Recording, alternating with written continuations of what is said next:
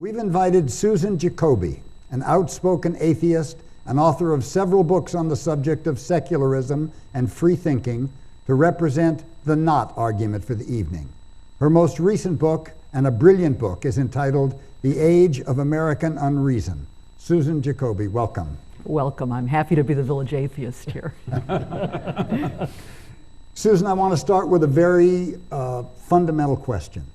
Many Americans understand that our religious freedom is protected by the provisions of the First Amendment. As an atheist, do you think these same laws protect your right not to believe? Of course they do. Our Constitution couldn't state it more clearly. There shall be no religious test for public office, not there shall be no religious test as long as you're a Christian or as long as you believe in God. There has been a concerted attempt by the religious right at the highest levels to rewrite this history. Well, there's a media stereotype of an atheist as kind of cranky, distrustful of people of faith, and yet you've found some common cause with Barry and Welton, and what would that be? Well, I am cranky, but I am not distrustful of people of faith like Barry and Welton. I'm not distrustful of any people of faith who want to protect my rights as well as their own. My right not to believe, their right to believe. What I am distrustful of are people basically on the far right, extremist Christian right, out of the mainstream of American thinking, who want their values and their beliefs to apply to me, or for that matter to Barry and Welton, whose beliefs they don't like very much either. Well, Welton, let's clear something up. One of the main arguments against the separation of church and state is the assertion that America is a Christian nation. Is that true or not? No. Okay. It is not true. From a Christian perspective, theologically, there's no such thing as a Christian nation, given the definition of the two words.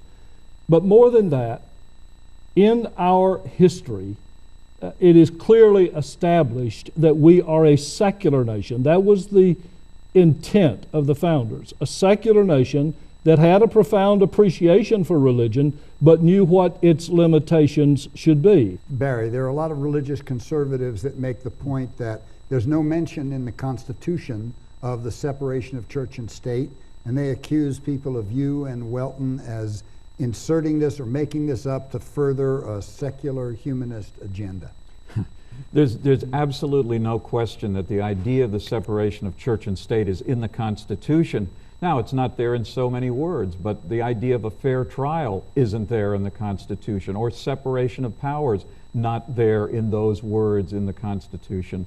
But the basis of religious freedom is at the core of most of the Bill of Rights. I think we've seen in the 2008 campaign the dangers of mixing religion and politics too closely.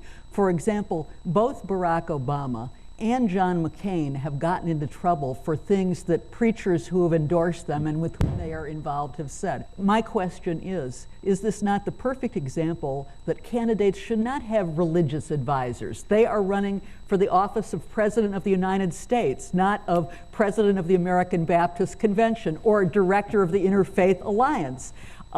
These religious advisors have provided them with nothing but trouble. Their involvement in our politics provides us with nothing but trouble too. Fine if they want to speak out about religion, bad if they involve themselves directly in government and politics. Susan Jacoby, thank you.